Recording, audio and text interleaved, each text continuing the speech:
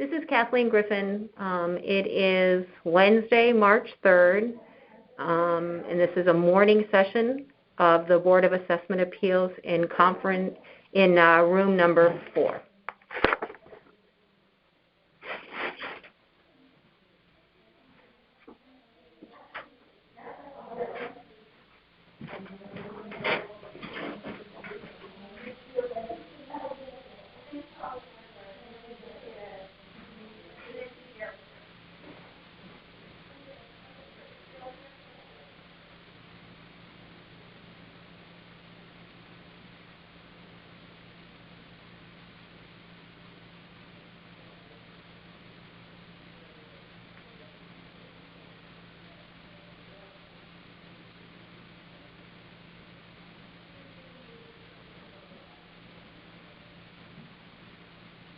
Bill, how are you?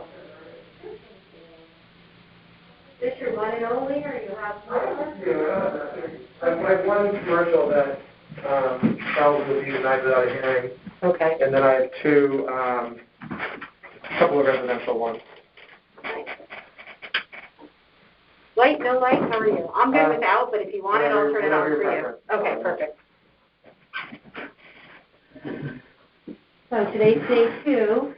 So we're getting into a little bit of rhythm. We have 656 oh my God. appeals. That's a lot. To listen to and then decide on. So it's a lot. I know that in 2010 and 2015 you guys had a lot. That might be more. We did, yeah. There's about 450 residents. There's a lot, the commercial, there's probably 170 commercials. So right. Those will go a little differently than yep. residential. But yeah, so whatever. We're at least, you see semi-fresh eyes this morning. By next week or the week after, we'll see how everybody's doing. Right. Anyway, because of executive orders in place, we are both having these hearings broadcast live and also being recorded. So this phone here on the table is the microphone. Okay. What did I do? Myron Street, right? Yes. Okay. So I'm just going to read a couple things into the records regarding your appeal. I just want to make sure that if anything is incorrect, just let me know. The appeal number is number 218. The property address is 84 Myron Street. The owner is Nathaniel and Stacy Ricker. The town has the property valued at $963,900. The appellant is requesting a reduction to $690,000. That's correct. Okay. And let's see, because you're an attorney, I don't need to swear you in, but if you could just at least state your name for the record, that'd be great. Phil Piers with Cohen and Wolf. Okay, and I assume I haven't looked for it in the file, but is there a paperwork in here that says that you are you're authorized? Yes. Okay, great. We submitted the authorization. Okay. And I don't know if you have to sign the sworn affidavit. Did she hand you that? I'm happy to sign it. Okay, yeah, why don't you just sign it? We'll put it in the file, and then we'll have one in every one of them. So, okay. So, Helen, you, and 10:30.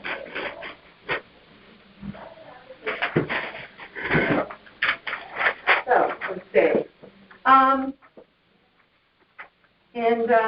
So now this is your opportunity to provide the testimony as to why you believe the market value of the home you're representing on October 1st, 2020 was $690,000 and not the value assigned by the town. And we just ask people to be as succinct as possible. So, great. Okay, so we have an appraisal of the property. It was performed by Chris Kieran of Kieran & Fazio, which also happens to be the same appraisal company that did the revaluation. This appraisal was effective as of August 19, 2019, and it valued the property in its current condition, reflecting the issues with the condition of the property. Essentially, there is a defective foundation, which has caused a cascading series of problems with the property. That are missing footings as a result of the issues with the foundation. Walls are separating. I mean, it's detailed in the report, and the value as a result of that condition, according to Chris Kieran, is $690,000. Okay. And that appraisal was done for what purpose? Was it for a mortgage, or it was just? It was for the purposes of litigation. For litigation. Okay. Not for this tax appeal. Right. Okay. And then that was in August of 2019. Yes. Okay. So there's photographs in the appraisal that show, cracking drywall, separating walls, the floors bowing and they're not level, significant issues with the property. He valued the diminution in value at $560,000 because of the poor condition of the property. I'm sorry, what was the 560? That's the diminution in value. So the market value he put on it is $690. And that was in August of 2019? Yes. Okay, great. And so you're keeping that dollar amount as the ask amount for a year later? Yes. Okay. I don't think, given the significant issues with the property, I don't think, the change in the market would have any impact on it, because it just kind of is what it is. So I don't want to, you guys have the appraisal. I don't, necessarily need to go through it for you, but if there's any questions.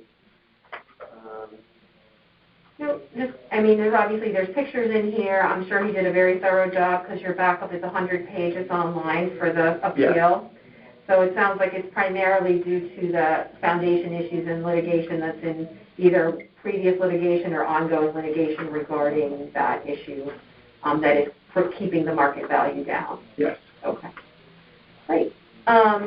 Anything else I'm just trying to think if I had any questions. Like I said, that was the reason it was done. The 690, you're keeping it the same.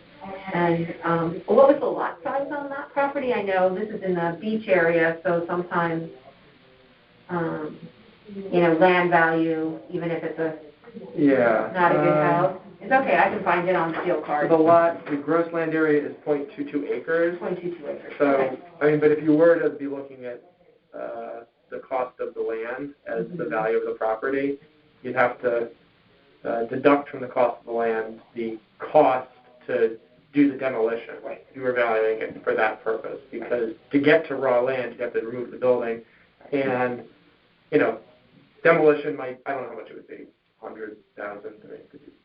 Right. Like and are they living in the house currently? They are currently living in the house. They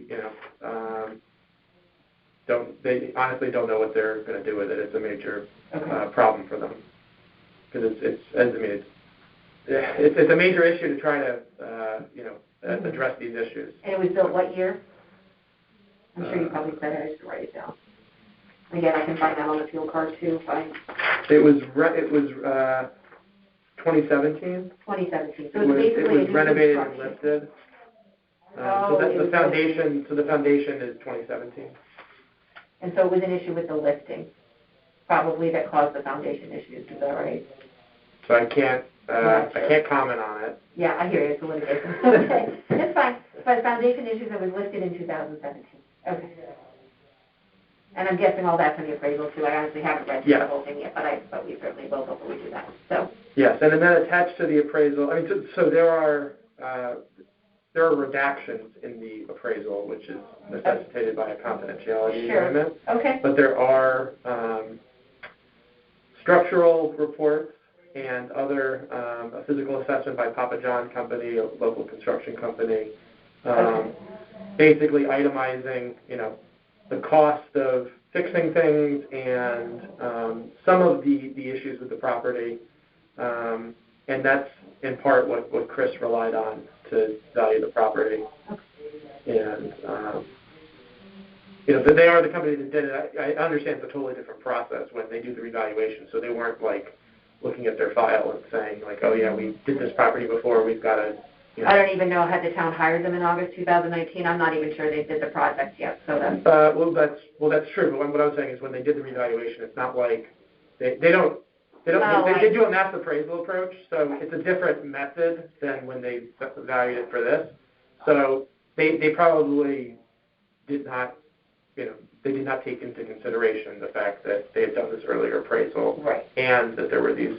And Mike Fazio, I believe, did the real estate, Yeah, and his partner did the commercial, Yep. so he probably was not even involved in the real estate process. So, yeah, directly involved in it. So, okay, great. Anything else you want to add or say, or No, not? that's it. Okay. I'll be presenting your petition to a majority of the board at a deliberation session for consideration and vote.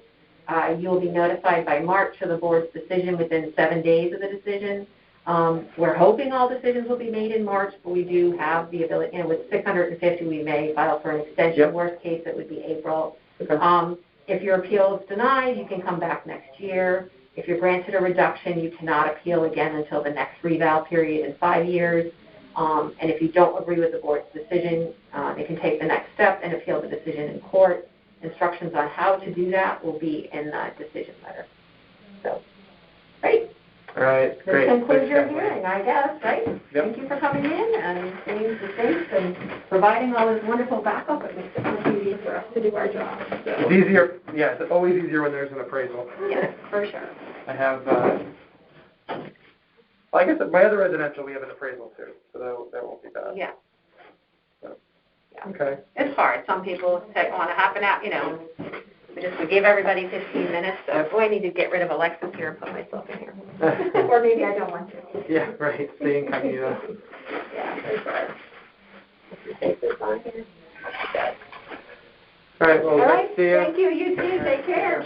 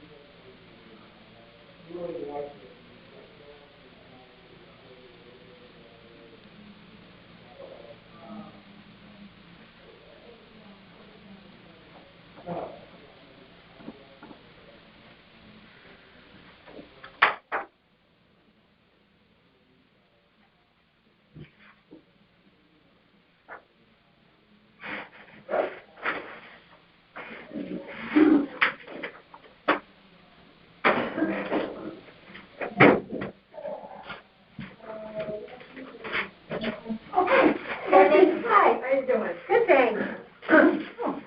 Kathy Niznansky. Yes. I'm a mentor, I think, with you, right? I recognize you from the weather. Yes. This is my first year doing that. That's okay. Oh, how do you like it? I mean, I would love it if it was not Zooming. I know, it makes it really difficult. Oh, my gosh. I mean, but, I'm enjoying it.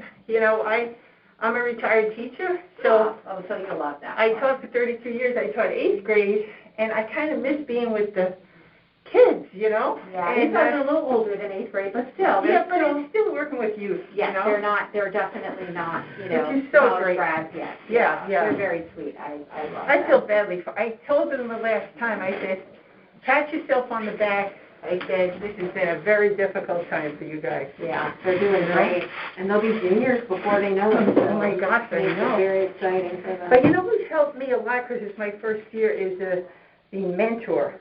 She's been Your very alumni good. mentor, yes. They are helpful. They also kind of know, they went through it recently, so they know what works and doesn't. They kind of have a good read on the kids. Yeah, how long have you been doing it? Probably 10 years now. We got plenty of sweatshirts. You want to make sure we get new swag this year. Oh, yeah, what's Because your the name? swag's very nice. This is from 2 or 3 years ago. Last year's was even nicer. Oh, nice. So yeah, we generally get a jacket or something. One year we got like a beach chair that hasn't, they like to have us wear them to promote them. What I found the hardest is trying to get them together, Yeah, I actually have them all the time. And I have one who lives in Italy. Oh, what? I know, yeah, she's remote from Italy.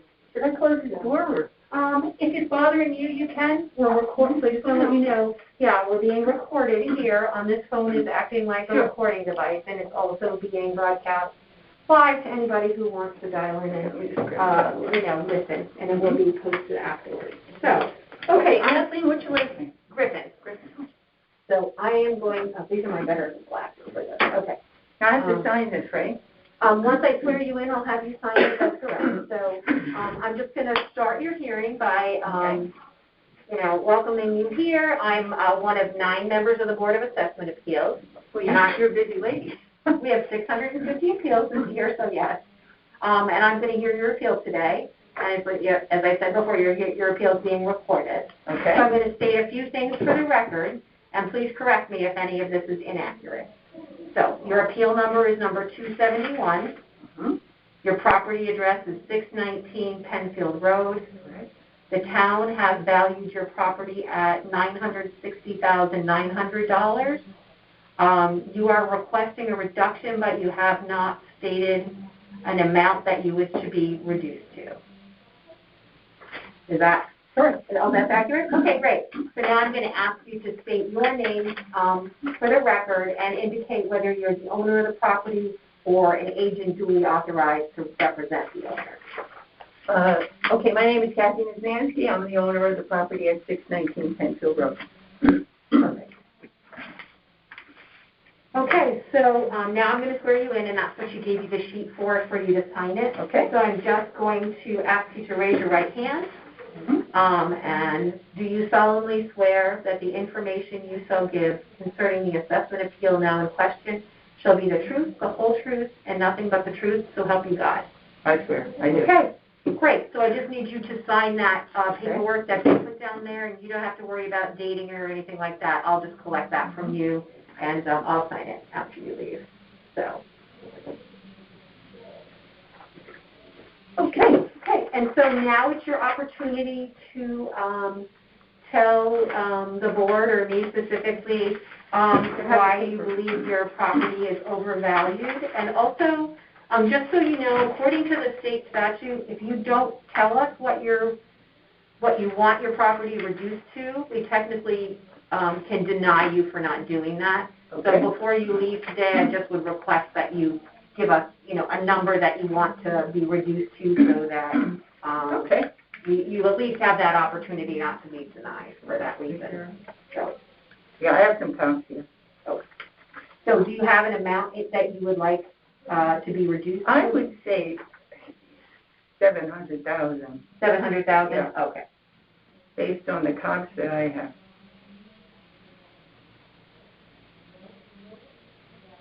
Okay, and now's your time to Okay. kind of explain them to me, and I Okay, did have the paperwork a little bit ahead of time here, but... Okay, Kathleen, ready? I am ready. Okay, Kathleen, I am a retired teacher. I taught in town for 32 years. I live at 619 Penfield.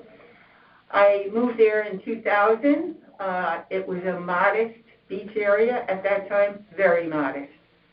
It has changed significantly by Irene and Sandy. I was flooded by both Irene and Sandy, and I had to get out of my house at both times. I live in a raised ranch.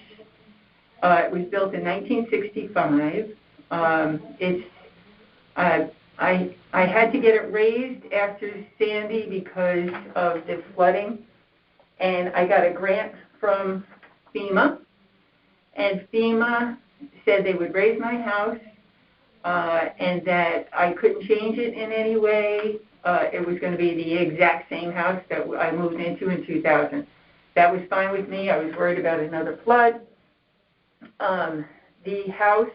And so just a question, is your home now considered FEMA compliant? My home is FEMA compliant. Okay. I have to go up 24 stairs to get to my front door. Oh, wow. Okay. There's no elevator because they said there wasn't anything wrong with me. Because I said, if it's going to be that high, can you put an elevator? They said no. Right. So They wouldn't cover the cost of that, right? They wouldn't cover the cost, no. So the grant was for $450,000. They still partially own my house. They have a lien on my house until May of 2022. And this is FEMA has the lien on your property? They have it, so I cannot move.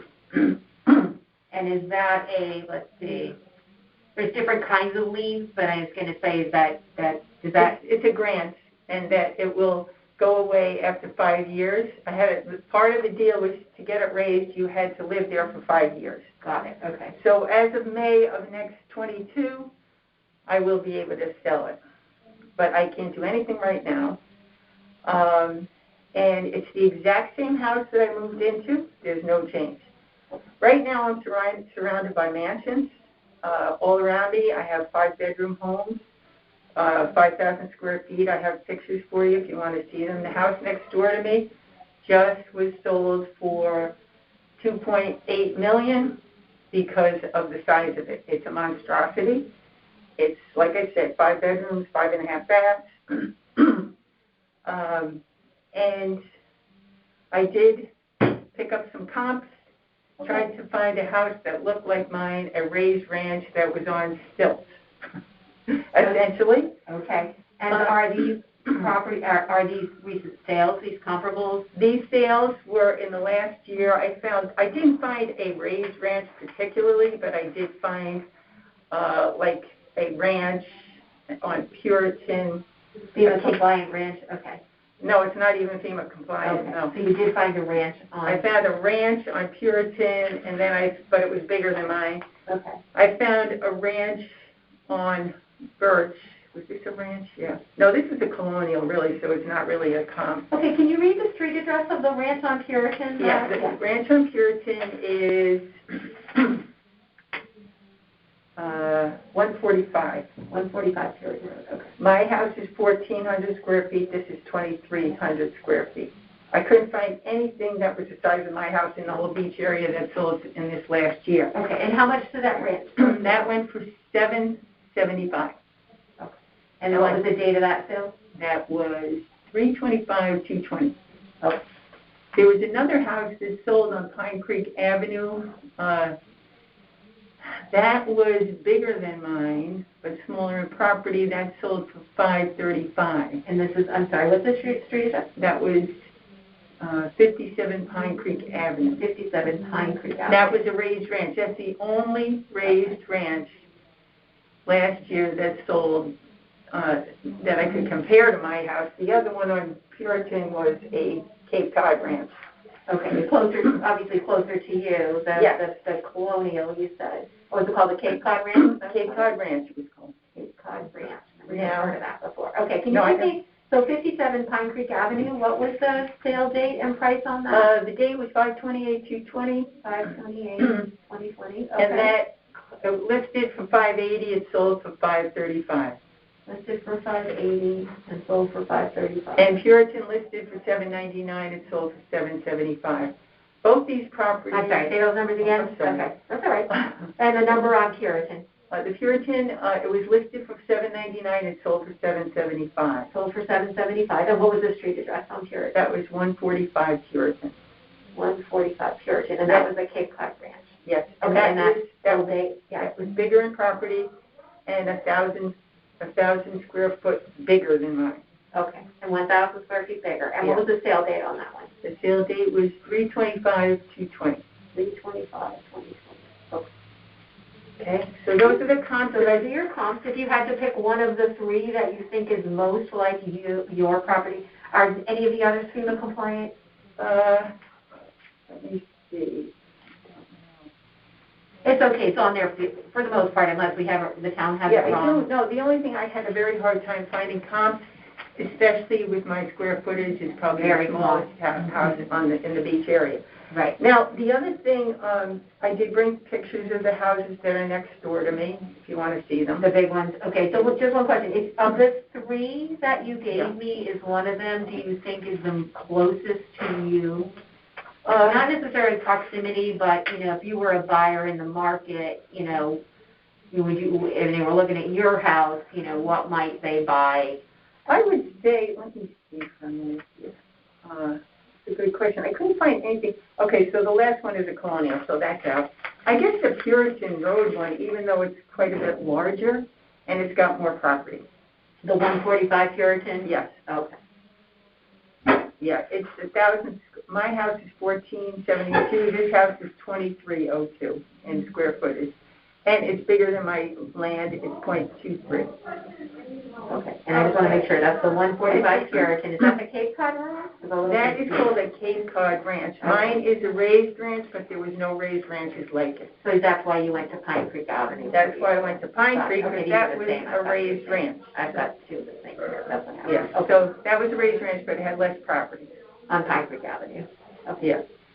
It was also bigger than mine, though, square footage. It was 18, mine was 14, this is 1868.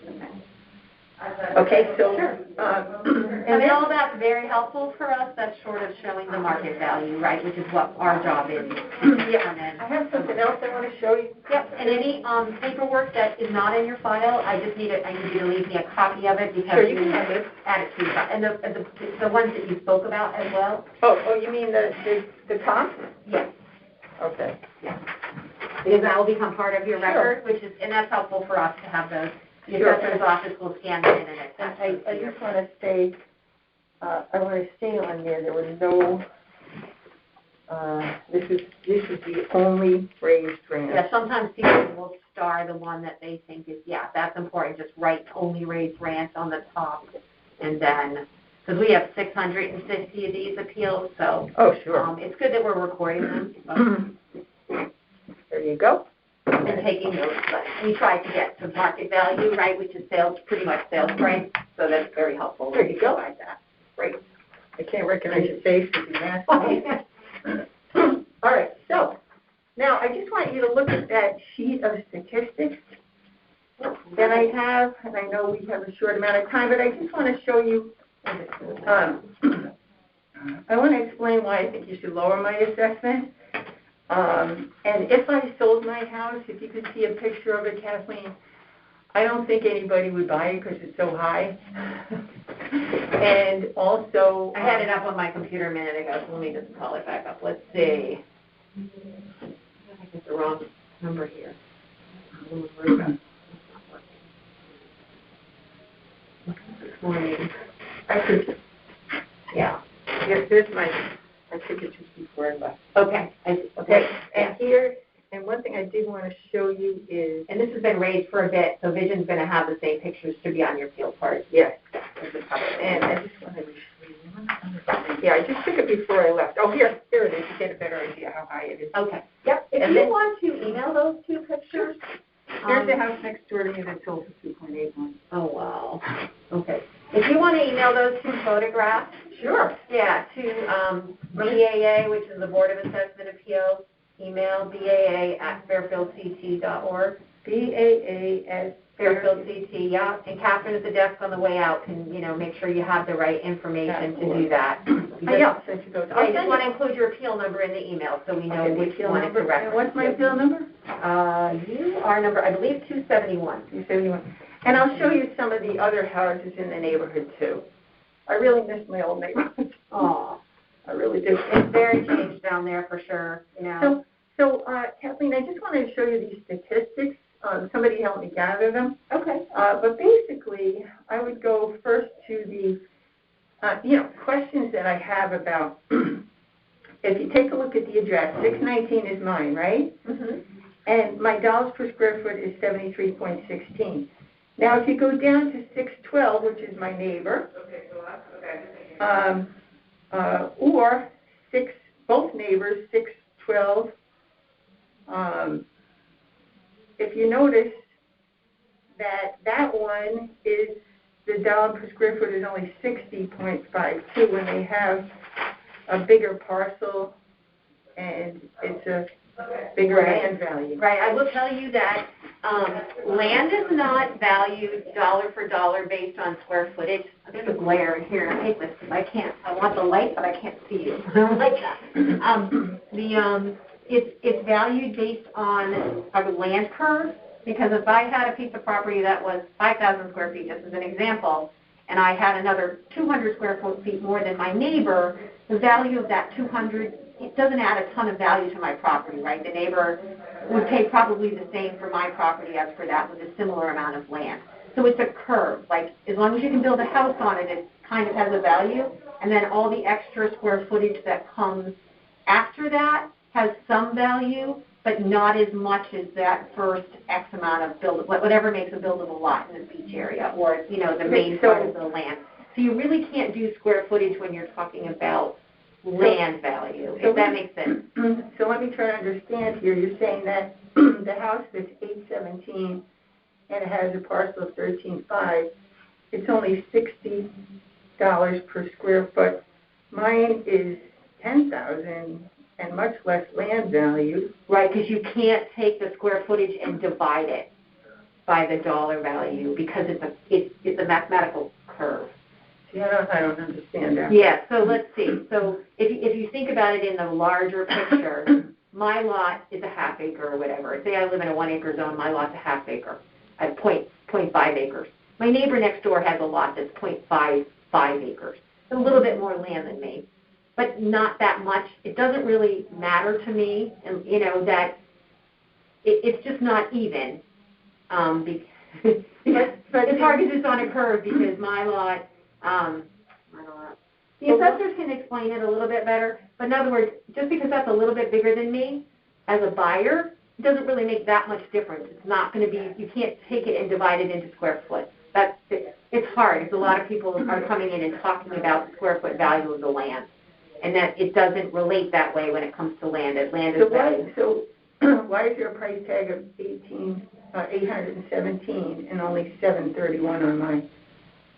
Well, because their land is a little bigger than yours, so it has more value, but not the same line value. So if their land is like a third bigger than yours, it just doesn't go up by that much more because your lot, as long as it's a buildable lot, is going to be valued at $850, right? A builder doesn't, a little bit of extra square footage on a lot makes it a little nicer, but it's not. Yeah. So why is there dollars per square foot? Why isn't it the same? Because the land isn't done on a straight line; it's done on a curve. It goes. Extra land goes up a little bit, but it's not 1-to-1 ratio. That's the best way I can describe it. The only thing is I have less land. Right, so your land is less than theirs, right? but it's, Not dollars per square foot, just look at the land value. Who are you looking at, 612 Penfield? yeah, I'm looking at, Yeah, so their land is at 817, and your land is at 731. So they are paying more, their land is worth more than yours, but it's not a 2-to-1, it's not a 1-to-1 ratio. okay, but if, so, I'm sorry, I'll just try to understand this. It's okay, we can have a conversation, you can call, this is a conversation I can have with anybody or Ross can do. No, I'm just wondering if their land value, why doesn't it go across the board to the dollars per square foot? I don't think I can understand it right now, so I probably won't. It's okay, it's just, you can't just divide it that way. It's not a 1-to-1 ratio. That's the best way I can describe it. It's a mathematical, it's not a straight correlation. If my land is 1/4 more than yours, the value isn't 1/4 more for the land, because it's not that much more valuable. That's really, it has to do with market value. I understand that part, I just don't understand why my dollars per square foot would be more than somebody who has more land. Even though it's not as valuable, I would think it would be the same. Yeah, and it's because it's a curve, it's not a straight line, so I know. I've asked the assessor to try, he's explains it a lot on some of his Zoom calls and things, or on some of the interviews, but it really needs to be explained because a lot of people are making that calculation and it's not a calculation that's relevant to value. All right, let's go to the building value, Sure. right? Building value is a little bit different, but again, okay. If you look at my building value, it's 229 at the top there. There's my size of my gross building. My living area is 1472, by far the smallest on that list, right? But then if you look dollars per square foot, there are at least two that are well below mine. And why is that? Because, again, probably the same idea as the house, that a house is a house, and so if you add more to it, but it's not a 1-to-1 ratio, just because you have an extra bathroom, the fact that you have a foundation. Yeah, but look at it, but these are market differences. This one, you can really ask the assessor a little bit more about that one. The land is a little bit easier to explain just because, land is land, so everybody, if there was no house on your lot, your land would probably have, a similar value to the same size lot next to you. So that's the best way I can do it.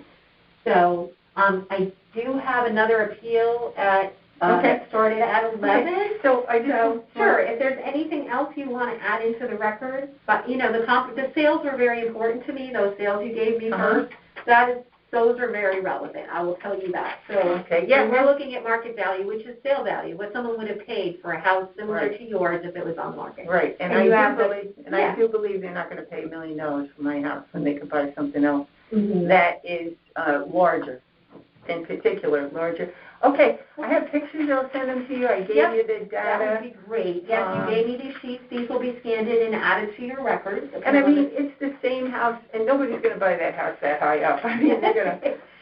I'm having. When I have trouble is when I have groceries.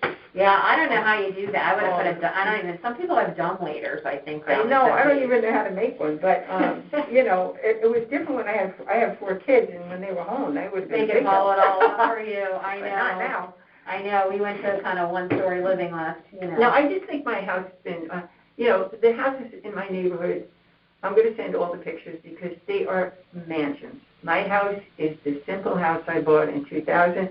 And I just think it's being overassessed, and I don't think somebody would buy it for $1 million. For $1 million. A builder would try to steal it from me. Right, but you did give me a number of 700, which is important because we didn't have a number from you, right? Yeah, I think you said $1 million. I just don't think so. I think 700 would be a stretch. You're asking, so you're asking the board to consider 700. That's because statute, like I said, requires you to give us a number. So, okay. All right. I'll see you on a Zoom before long, I'm sure. Yes. Maybe at the retreat, right? That's the Have you done those letters before, Kathleen? And how did it work out, all right? They're wonderful. I would just make sure that your kids get them. That's the most important. That your kids get them. Okay. Yeah. And the other thing is, who did you have write yours? I'm just going to take them. I had a friend. I've had a few different ones written over time, a friend, and then my parents. Oh, cool. Yeah.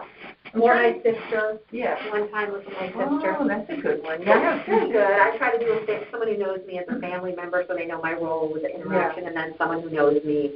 I was thinking about my kids, too, but the kids, I would have to give somebody who would tell me something wrong with me and not just tell me I was great. Well, they want you to give them money or whatever, right? So you always know. Hey, All right. See you soon, Kathy. Thank you. What will happen after this? Oh, I didn't read you the conclusion. I'm sorry. So, yeah, I got all distracted here. Yeah. So,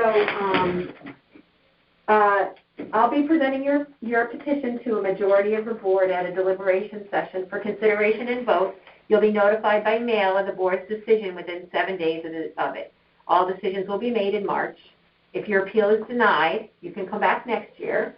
If you were granted a reduction, you cannot appeal again for 5 years until the next revaluation. And if you don't agree with the board's decision, you can take the next step and appeal your decision in court. Instructions on how to do that will be in your decision. Okay, so how will they let me know? They just send me a letter or something? Yep, you're gonna, within 7 days of the decision, you will get a letter in the mail with the, Okay. and then that'll include the instructions if you want to go to the Thank next you very step. much. It was good Okay, seeing oh, you nice to again. see you too. All right.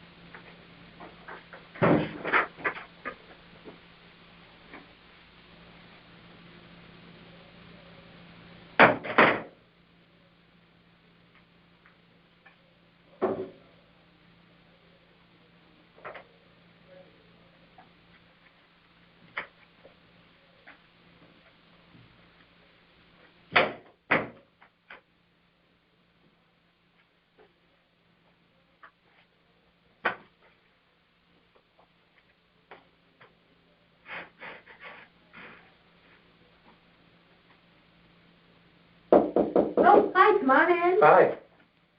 I usually go down and get my people, so it gives me a little chance to get my paperwork together, but she's efficient down there, so she's sending people up. So. She is. Where do you want me? There is perfect, if you're comfortable over there. Yep. Yeah, and did she give you a sheet to She did. sign? She did. Okay, perfect. So once I swear you in, Okay. I will just have you sign that, and let me just fill out your paperwork. Okay.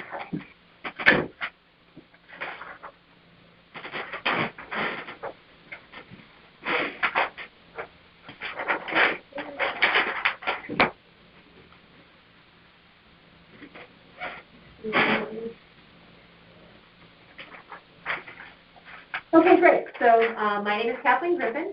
Hi, Kathleen. I'm a member. I'm one of the 9 members of the Board of Assessment Appeals. I'm going to hear your appeal today. Okay. And your appeal is also being recorded on the phone right there. Okay. It's actually being broadcast live on a conference line as well if anybody chooses to listen. So, and the recording will be uploaded to the website so you can listen back to it if you choose to or anyone else chooses to. All right, and so I'm just going to read a couple things. You can have a seat unless you don't want this. I'm going to state a few things for the record. Please correct me if any of this is inaccurate. Okay. So your appeal number is number 117. The property address is 60 Lally Boulevard. The owner, and it's cut off here, is Kathleen O'Brien, and is that correct? And Ted Schwartzman, would that be it? It's actually in my wife's trust, and she and I are both trustees. Okay, so the owner got cut off here, so it's the trustee. Okay, so you're a member of the trustee. Okay. Yep. And the town has your property valued at $930,300. Yes. And you're asking to have your value reduced to $893,155. Everything you said is correct. Okay, great. So then I will just, and let's see what time is it here. You are here in person, so we know that. And I'm just going to have you state your name for the record. Do you need me to sign this? I will once I swear you Okay. in. Yeah. So if you can just state your name into the microphone, just say your name so we know that it's you. My name is Ted Schwartzman. Great. And now I'm going to have you raise your right hand. I'll swear you in. Okay. Do you solemnly swear that the information you shall give concerning the assessment appeal now in question shall be the truth, the whole truth, and nothing but the truth, so help you God? I do. Okay, great. And now you can sign that, and that says that I just did what I said I did, and yeah, I witnessed you doing that. So you're the owner of this. Do you want me to bring this to you? Or? I can take it, yeah. Great. Thank you, Kathleen. Sure. And today is March 3rd.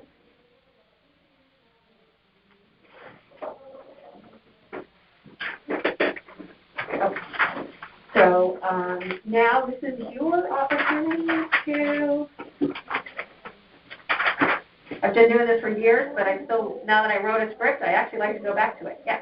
So now is your opportunity to provide testimony as to why you believe the market value of your home on October 1st, 2020 was $893,155 and not the value assigned by the town. Market value is what your home most likely would have sold for on that date.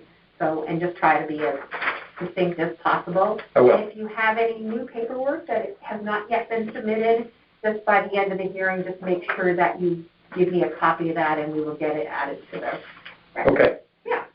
So first question for you. Do I need to speed things up?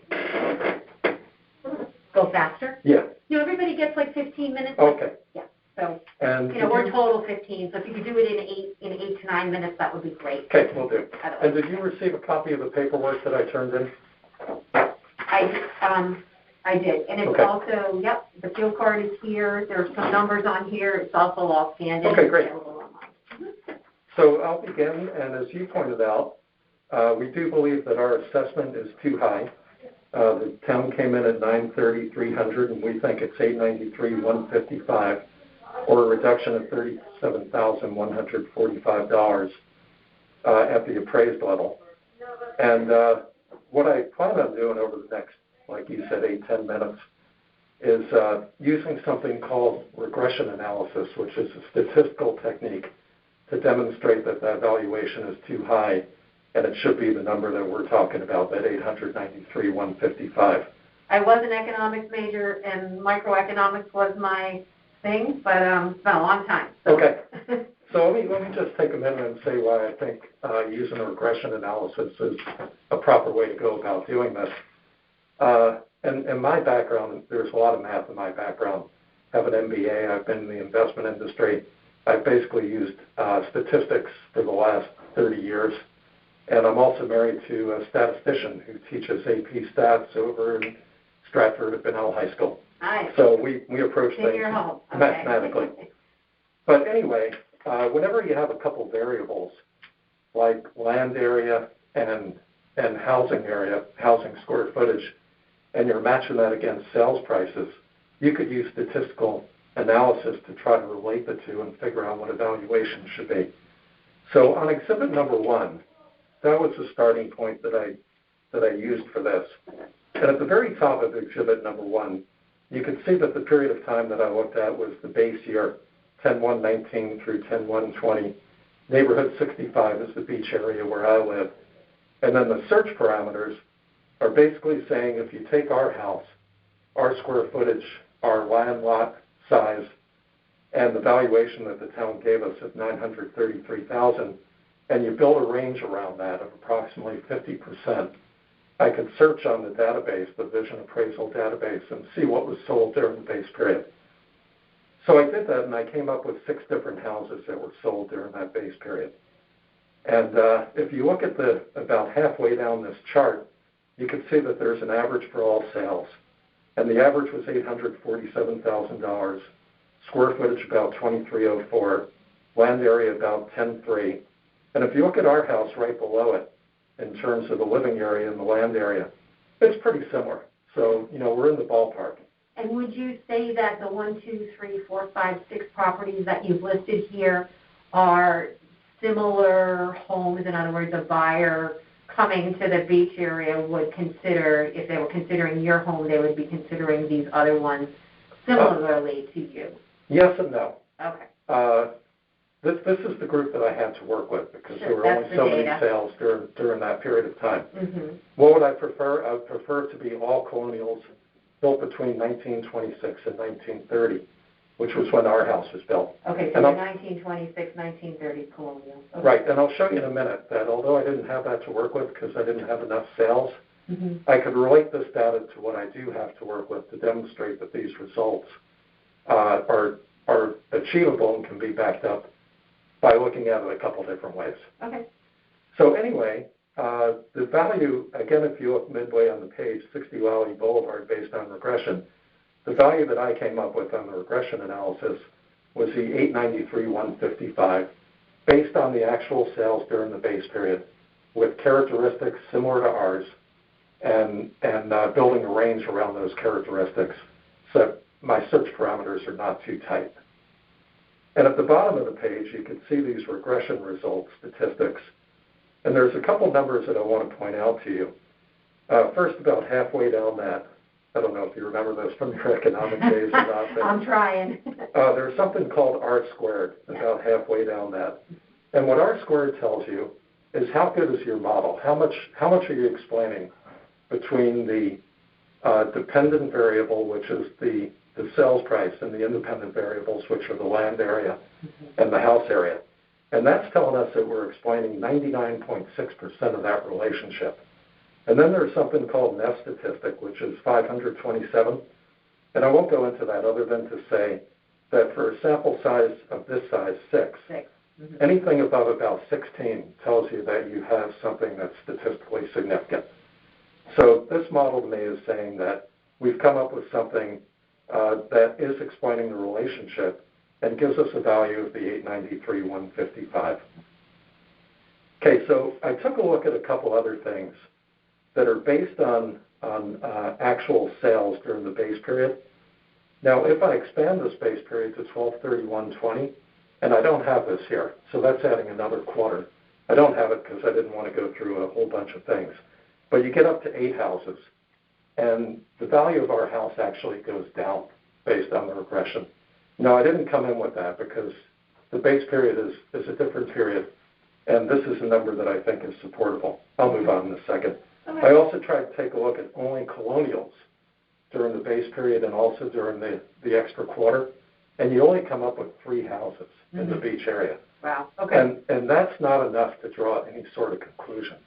Okay, so can you, so on the 6 that you used for your model, I see 2 colonials. So if you were to pick one of the houses out of these 6 that you think is the closest to your home in terms of location, style, age, if you had to, if you had to pick one, which one would it be?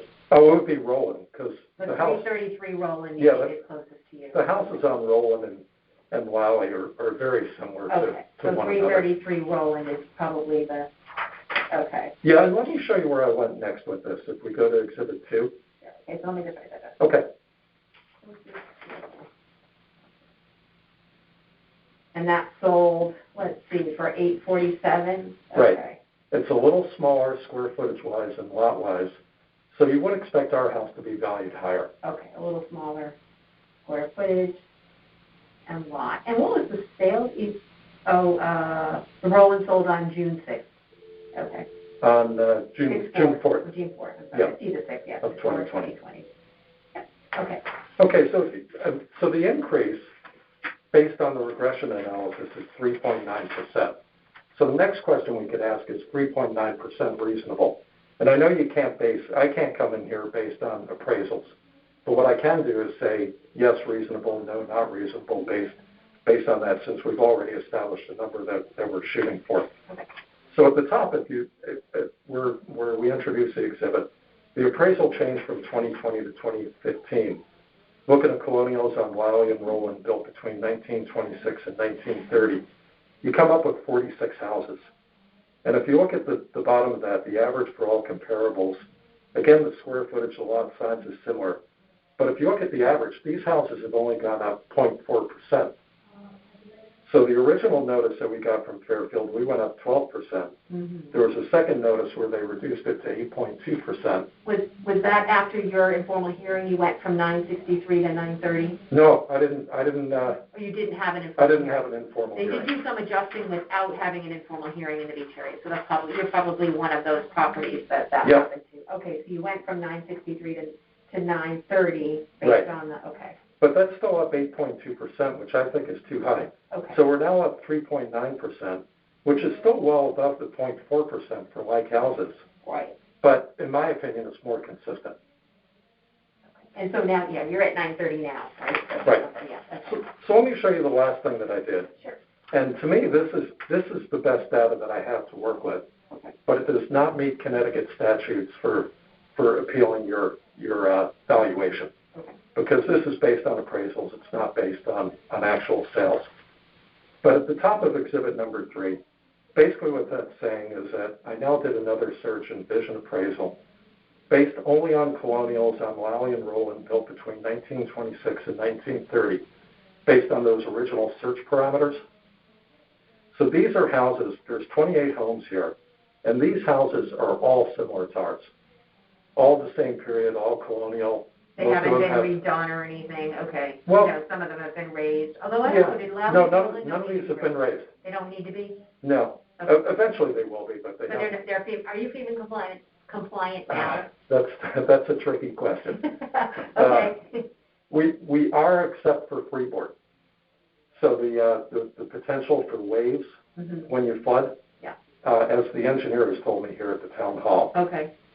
Yes, technically we're compliant, but in his opinion, no, we're not, because if you get that wave action, it's going to soak the beams and the floorboards, and we're going to be in trouble. But FEMA tells you, so for insurance purposes, yeah, you can consider yourself right. And okay. We looked at raising our house years ago, and we were not eligible for that because FEMA considered us compliant. Yeah, there's so many beautiful houses down there. It'd be hard to see them raised anyway. They're so beautiful. Anyway. Okay. But anyway, so on Exhibit 3, in my last exhibit, came up with 28 homes, all in Lally and Rowland, that are similar in style. And again, if you look at the average is 2,500 square feet, a little larger than ours, but only 10,006 square feet of land area. Give me 1 second. I don't know, is this thing working or did it disconnect? Nope, looks like it's good. The green light is on. I just wanted to make sure. Okay. Sometimes the recordings get... Right. We have it on our computer over here, too. I give someone credit who listens to this, because this doesn't sound all that fascinating to me. But anyway, so if you look at the... recording. Okay, great. If you look at the average on Exhibit 3 for these 28 homes, square footage, these houses are a little bigger than ours, but lot size a little smaller. And land area in the beach area is really important in terms of valuation. Yeah. So it seems reasonable that we'd be more highly valued than the average house on this list. So if you look at the regression statistics, on this basis, which are definitely comparable houses, you come up with a valuation of $892,000. Okay. Now, based on just sales, I came up with $893,000. This is the number I'd actually prefer to use. I think this is the more statistically... You're $892,000? Yeah, but I can't, because this is based on appraisals. It's not based on actual sales.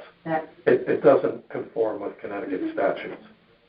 But to me, this confirms that the number that I came up with on actual sales has validity to it. Yeah. Even though you have a couple conventionals and they're not all colonials. Again, unfortunately, I just didn't have that to work with. So again, if you go to the bottom statistics, that R squared that we saw before, which was 99.6, now it's 99.2, but you're still statistically good. Yeah, and if you look at this F statistic, 1692, you only have to be at 2.5 with this sample size to have statistical relevance. Right. We're at 1,700. I mean, so bottom line of all this, and in conclusion, is I think we have a model that explains a relationship. I think it explains a relationship both on actual sales, and it's backed up by houses that are similar based on their appraisals. And then when you look at all that compared to what the average appraisal went up by in our area, the number that I'm suggesting is much more in the ballpark Where you want. with the average appraisal. And that's basically my case. Well, you certainly did all the math very well, and I got my master's a few years ago, and same thing, we were back in the Nef Statistics in the art, and the, and the art teams and all of that. So it's fun to have this. You should present this to one of the classrooms or something at Fairfield View or Sacred Heart and bring it in as a good, project for them to do. Or my wife's class. What'd you say? Or my your wife's class my as a wife's master, AP sure. statistics class. Yeah, no, it's great. It's a perfect use of, of that. It is. And with more sales data, you could do a lot of different things to prove how it doesn't work. Yeah, if there were more sales in the area, more colonials, I could come in here probably and say, here's what I think the exact number should be. Right. And I'd probably have a sample size where the R squared and the F statistic and the number in the sample would all support that, and Right. and it would be very easy to talk about that. Right. Right. Appraisal is part art and part science, and so it's a little bit of both when, you're valuing real estate, curb appeal, things like that don't necessarily correlate to a number. So it's hard, and, that's why the assessor has this math appraisal, does its best to come up with a model that will, do it, but that's why we're here to, correct any aberrations in the model that, where taxpayers are truly aggrieved by the model that they created. I was going to say, that's one question that I wanted to answer for you was, why am I coming up with this when they came up with something different? And I think the only reason, they have their model and it's statistically based, whatever that is, they're trying to value 15,000 houses in the town. 21,000. 21,000. I'm trying to value one. Right. So their model is definitely going to be off for a certain percentage of how many houses they're looking at. Right. I don't know what the percentage is, but some are going to be high, some are going to be low. Again, I'm just trying to value one house. So it's a lot easier for me to come in here and say, here's what I think the value of the one house should be, and feel confident about it, than a service that's valuing 21,000 houses. That's a difficult job for them to do. To make the model fair, consistent, and work for everyone, it's almost impossible. It is. And again, because market, people pay strange prices for properties, and it's not logical. You can't reduce it to math. Yep. And I know that when I fall in love with a house, right? It's just, so good. But anyway, okay, I think if you don't have anything else for me, no. And we have all this paperwork in the file and online, you're good with that. And okay. I'm just going to say that I will be presenting your petition to a majority of the board at a deliberation session for consideration and vote. You will be notified by mail of the board's decision within 7 days of that decision. All decisions will be made in March. I say that with an asterisk because we may need to, with 650 of them, we may need to go into April. So if your appeal is denied, you can come back next year. Okay. If you were granted a reduction, you cannot come back until the next reval in 5 years. Okay. And if you don't agree with our decision, you can take the next step and appeal your decision in court. Instructions on how to do that will be in your decision letter. Okay. All right. Well, I thank you very much for your time and for listening to me. No, not at all. I always enjoy the statistical conversations. I'm a numbers person, so I get it. And it must be interesting because I'm sure everyone comes in with a different approach and a different way of looking at things. Yeah. And so if you're really bored, you can go back and listen to other people's stories. Right. Thanks very much. Again, okay, you're very welcome. Nice to meet you too.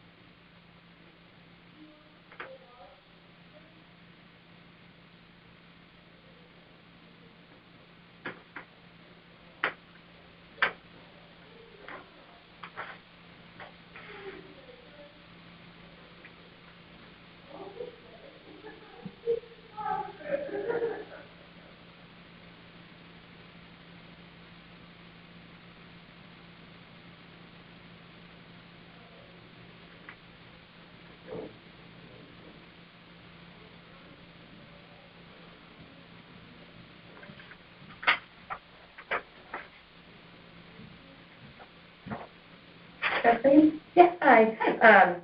Your 11:45 is here, but that's, 15 minutes. Okay, but I'll take them in, just give me 3 minutes to finish some notes, but Okay. yeah, it is pretty much done. I want to, not even finish notes, look up there. Okay, I'll give you, a couple minutes. And also, so there was Sam Macaluso was supposed to meet with Judy at 9:30. He said he had an emergency. He didn't come. Okay. He said he tried to call, but no one answered. I didn't get a phone call. And you have the number there, right? Yeah. He's here. Okay. Would you, I don't know if you'd want to see him after, if he can wait, or if we should just send him to reschedule. Is Judy full? Judy, I think, is full. She just got someone up right now, and then she might not have an 11:45. Okay, let's give her the first opportunity only because she's doing a lot of I think this is probably a two-family or a multi-family. Oh, okay, gotcha, yes. I feel like she's hearing those, but I feel she's going to be a more competent hearing officer for that one. Okay. Catherine's also doing some multi-family, but in a different part of town. So okay. if we can keep him. Okay, so once Judy finishes, she just got someone in there. I'll see if she can see him. She can take some. Okay. Yeah. Okay, perfect. I'll take the other one up in a few. All right, thank you. They pulled my last two ones. Pulled them because The person wants to come back at another time. they withdrew? No, they just want to they reschedule. And they're together. So I think it's, Yeah. So I think I turned off my Recording. Okay, That's when I that's came in. Yep. And, So the Sunny Home and the Roland? correct. Okay. So I don't know where they're getting pulled to. I did Oh, mention it to is Karen. Yeah, so here's your appellant, it's Chris Russo. So he is I Yeah, think he's an appraiser, right? I think so too. I thought he was with Judy this morning. I think he might have been. And maybe he So I still don't is know with why Judy. So you don't know why I pulled those two right now. Maybe he just can't make those. Maybe he got something else. But he's going to come back. So that's the only information I know. I did mention to Karen that Do you we have? were trying to keep them. She took his files. Okay. So I wanted to let you know all of that. I don't want to catch you off schedule because I was No, actually right on schedule. I my was happy. 11:45 is here, so that's fine. So, but it's 11:35, so I've got 10 minutes. I just haven't called it up yet. But do you need to leave right this minute? You're going to rewrite your notes? And I would love to see a sample note so that I know what would So be if you can wait appropriate. until I'm done with my 11:45. And that's what I would love to do. Yeah, and then we'll do that. As long as you've turned off your recording, And I'm fine. That Yeah. was the other thing I wanted to confirm. I think I'm off. And these two, we would like to try to get him in as soon as possible. So if you want to look at your calendar and see where you might have a hole, because he'll have two of them to fit him in, because they are beach area and we're trying to. No, they were a fit. I was. Yeah, I know. So They were Are you on pulled at another morning 11:15. Are you on another morning this week? No. I'm so frightened. I think I come tomorrow night. I think that's And my that's next it. choice. Okay. I have some in the morning. I might And I'm be able going to to. have to review those, but definitely. Yeah, And I and felt they're good. I had changing looked at because all. they're rescheduling downstairs. So I need to get him to let you know what's changing, because everyone's probably working from their original sheet. I am. Right. And I definitely. Every day went through he'll all give of you a mine corrected one, but you need to know this Because I'm going to beforehand. go home tonight. Yeah, because you may have another one. I'm going to look at all of my ones on my original list. Right, and so look if you through could it take him there. tomorrow night at the end of your other ones and stay another Should I half have hour. that now? Is that a Yeah, good let's use just of my see time? let's see what happens. Yeah, let me take mine, and as soon as I get mine, then I'll be done, so. You want me to go to Karen and mention? Say it again? You want me to mention Karen now? To reschedule, oh, did he call Karen to reschedule? Yeah, she's the one who came in. Yeah, I would look at your schedule for tomorrow night, make sure that hasn't changed on you. You may have some holes, I'll like go if you check. had any reschedules, yeah, she has the most up-to-date sheet. I'm gonna try to get it so we all can see it a little better, but, all right, let me just get through my last one.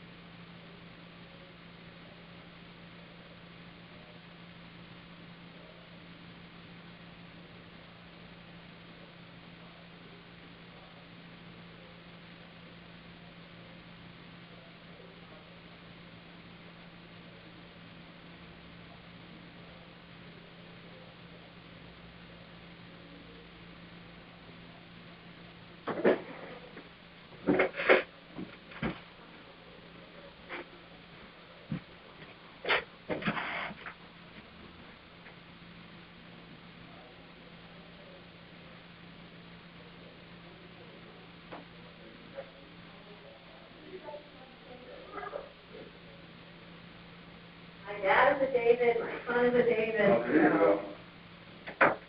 My wife was hoping to be here for our appeal, but we decided one rep during the pandemic. I don't blame you. But please know she's fully supportive.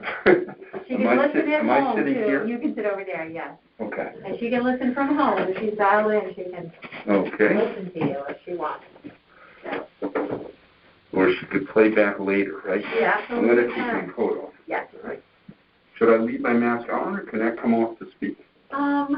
It's up to you. I can hear you fine. Okay. And this phone here is recording you, so as long as you speak, a little more slowly and, I think we're going to be fine. We didn't get a lot of complaints that people couldn't hear, other than the squeaky floors, but we can't fix that. So, yeah. That's all right. Okay, so I'm just going to do a short intro, and I'm going to confirm your appeal first. Okay. So I'm Kathleen Griffin.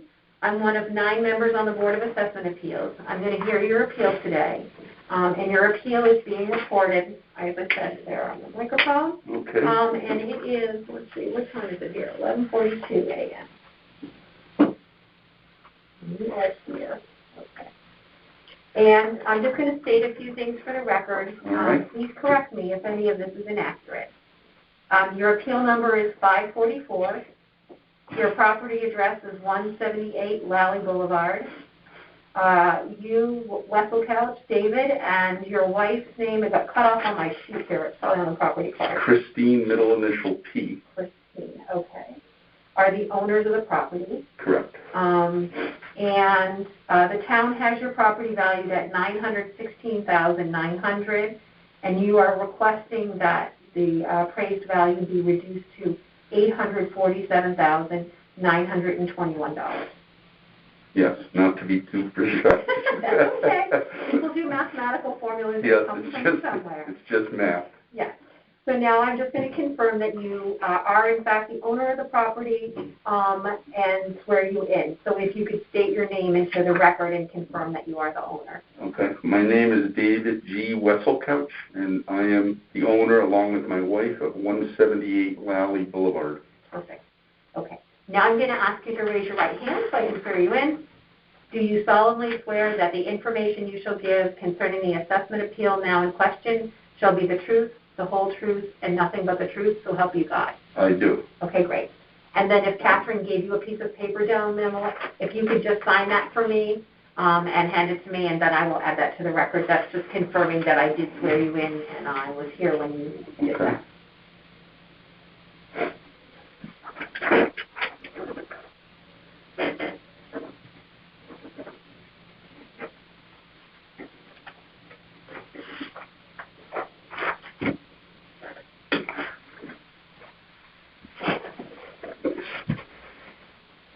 Okay. Okay.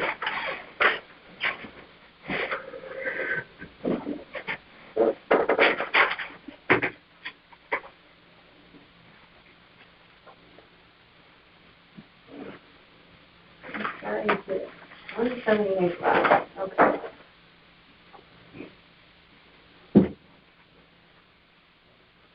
Okay, great. So now this is your opportunity to provide any testimony as to why you believe the market value of your home on October 1st was, the amount that you're asking for and not the amount valued by the town. And as you may know, market value is pretty much what your house would have most likely sold for on October 1st of 2020.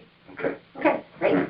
First of all, are you aware, you may be from the form I filled out, that I did an informal hearing previously? It says that on the field cards and other places. Okay. And as a result of that, there was a minor adjustment made to the estimated market value and assessment. Okay. Are you aware of those numbers? I can look them up because they're on your field card. I don't have them in front of me right here, but if you want to state them into the record, that would be appropriate. So. I can state that the original estimated market value was $947,600. And I believe, if you take 70% of that, the original assessment number was $663,320. That should be 70% of that. Okay.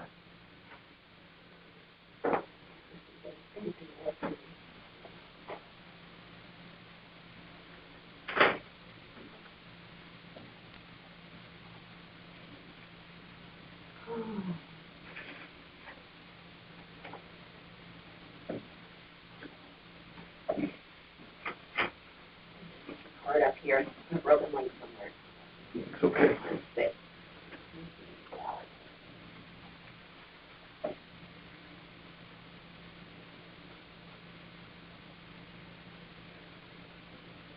Yeah, so I see that reduction on your field card here, that it was taken down and during the informal hearing. Right? Correct. Yeah, they just show on the card, they show the assessed value, you have to do this math.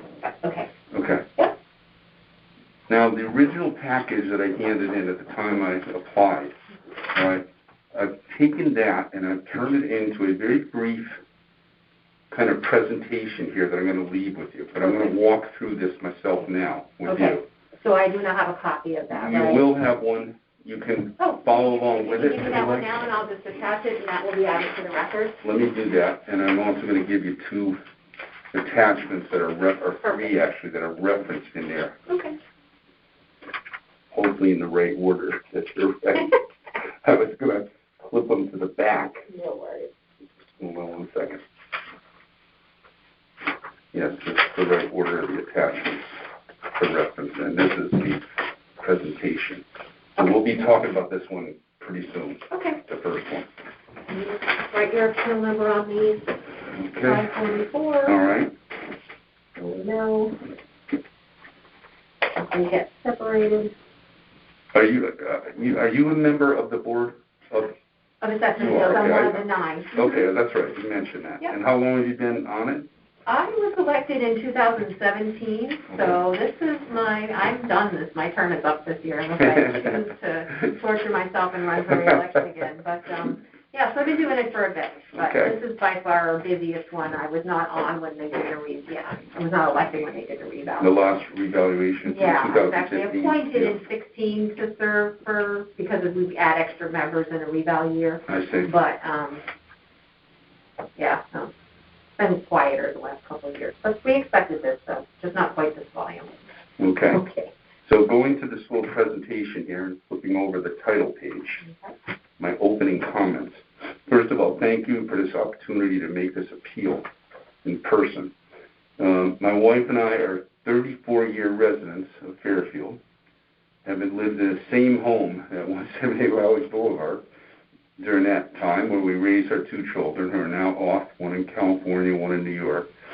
And we have never felt compelled in those 34 years to appeal a tax assessment until this year. So this is my first, what I call a formal tax assessment. I have been in that office and asked an informal question once at some odd year about something, but this is the only time I've ever formally appealed. So why are we here? Okay, we're here because on that October 1 date, and we saw these numbers, we talked about them already, that the town's estimated market value is $969, and we believe it should be $847,921. And I'm going to go through 4 kind of areas where I believe it supports where we are believing this value should be. One is a comparison to the National Real Estate website estimates, and I'll talk about those in a minute. One is a comparison to the growth in this market from the Federal Reserve economic data on house price index changes in Fairfield County between the time periods of the base period, as well as going back to the 2015 revaluation. The third one is one of significant concern to us, is the comparison of how the 5 properties that immediately surround our property on Lally show up in the assessment results versus our property. And lastly, a couple things that are specific to our home. Now, no one should argue that their house isn't well valued, okay? But when you live in a 94-year-old home, or actually, I don't know if it's 94 yet. It was built in 1928, so it's getting close. Oh, they have such character, though. Yeah, it's a 93, I think it is right now, year-old home. When you live in that kind of home. It has a couple of unique attributes that aren't necessarily favoring being on the high end of a valuation range, okay? Especially in this current kind of market that's going on. So turning the page, and we'll have a brief discussion about those websites, all right? Because I'm sure a lot of people come in and want to show what those websites are doing. Now, I myself have tracked these websites for many, many years because we own some rental property and things like that, and I'm always kind of looking and kind of getting the feel for how I think they're representing the real world. In this chart we're going to look at, I'm going to show Realtor.com, Redfin, and Zillow, which are 3 of the 6 biggest and most used in the country of this type of information. Now, I fully understand that this is just a piece of the puzzle and isn't the last word in trying to guess on what the market value of a house could be. But I also believe that over the years, and I've tried to research this on the internet, the accuracy of these websites, and they've been around a while now, has gotten better and better over time. I also know that Redfin is kind of deemed amongst this collection of sites out there to be the most accurate of the ones from my own research. And I'll just make the statement I put in here, that these sites, which are it's well known that they're heavily utilized by home buyers and sellers, okay, would not survive, in my view, if they didn't have an element of merit. So there's something there. They may not always tell the perfect story, but I think they are a piece of the puzzle in trying to assess what a property is worth. And I also know, and I'm sure you know, that they use real MLS data, actual sales data, and publicly available data, and probably a few other things to come up with these estimates. And I've talked to a real estate appraiser friend of mine who lives in North Haven, and we generally agree that if you're in a market that has a dense residential property kind of look to it, with a reasonably active buyer and seller market, that the odds of that being a little closer to being accurate are better than if you don't have much activity and you're not in a dense area. Mm-hmm. There's a lot of information, and there's a lot of real information based on actual transactions. Now, in bold, in the middle of this page, I put, what is striking about the graph that I now want you to look at is that the estimates of these 3 websites have tended to generally be consistent over the period we're looking at here, which is the base period, going from October 19 to October 20. And these are based, as best as I could do it, on the first day of these months, as best as I could do it, all right?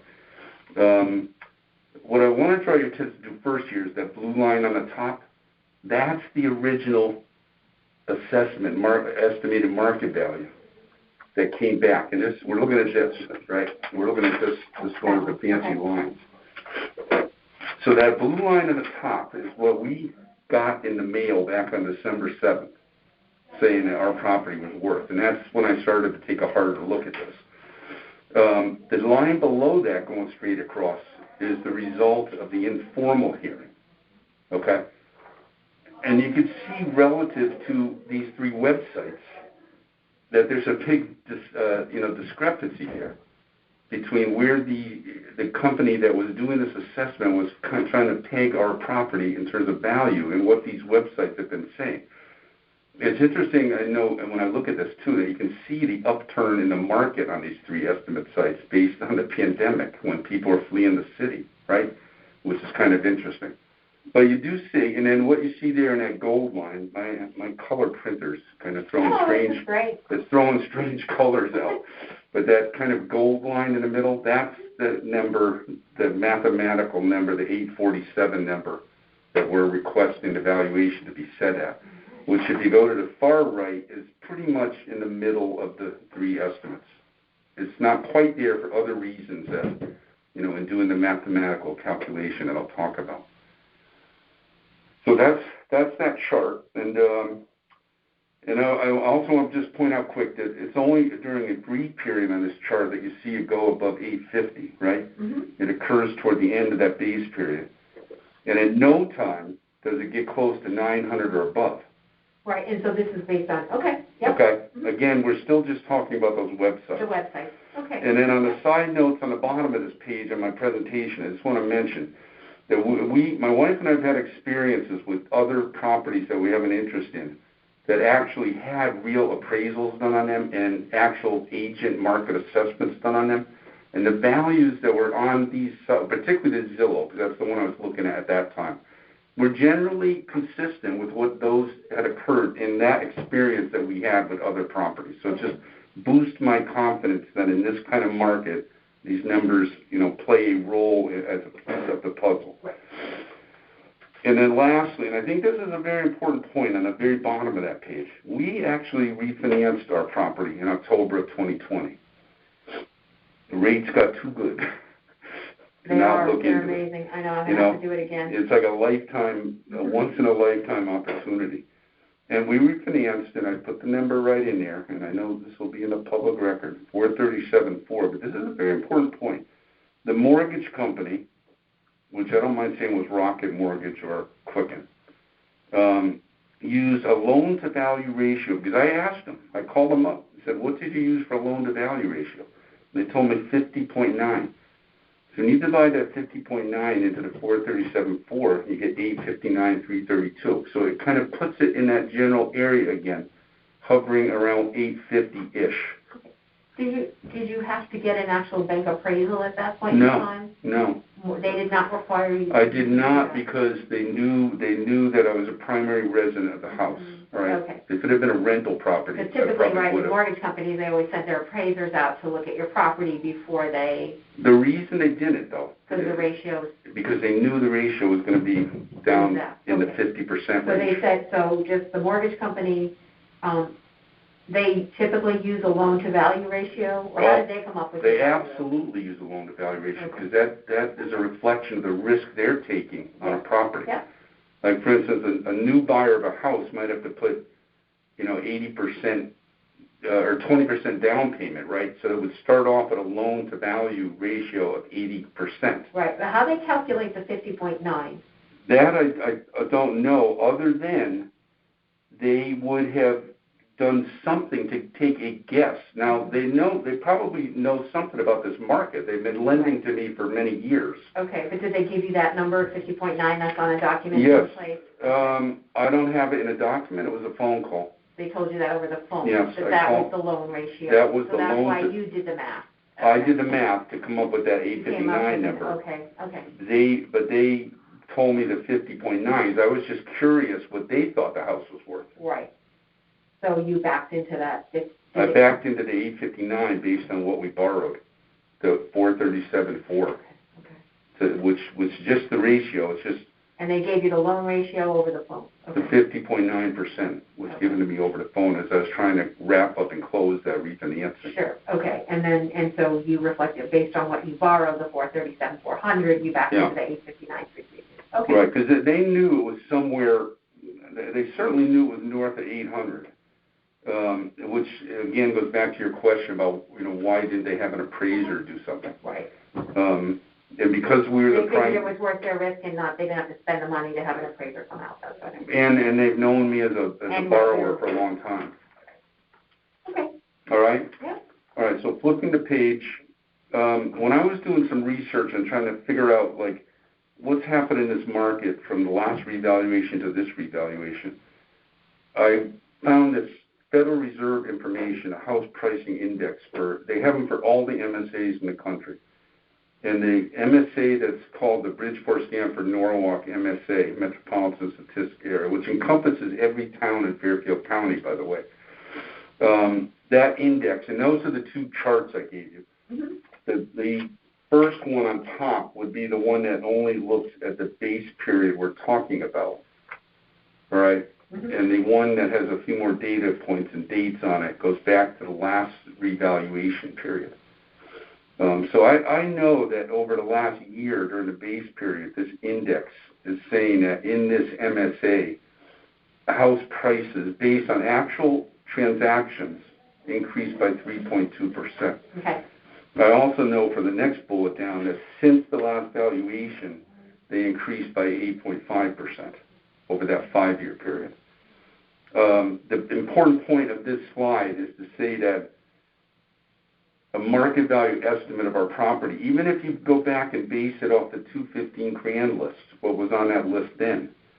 Because I don't think my assessments changed until I couldn't figure it out because the information on what only went back 2 years, right? Right. It's in the computer down there. You can ask them for it, but yeah. Yeah. Mm-hmm. I don't think it has changed though, but okay. Based on every 5 years, unless you do work, it won't change. Yeah. Unless you appeal. You're right, and there was nothing done on this property, and I'll come back to that in a minute. Mm-hmm. So even if you go back 5 years and use this 8.5 number, you still get a number that hovers around the 850 number, as opposed to being near 900 or above. Okay. All right, so that's it for that slide. Go on to the next one.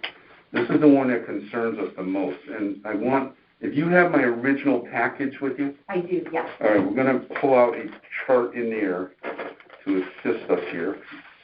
And in that package, I labeled the chart. I labeled it comparison of properties abutting 178 Lally Boulevard. That's the one you want to find. Not knock my coffee over. It looks like this.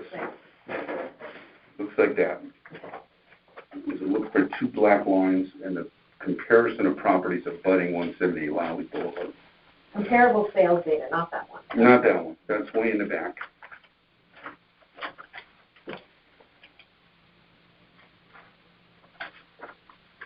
Okay. Okay.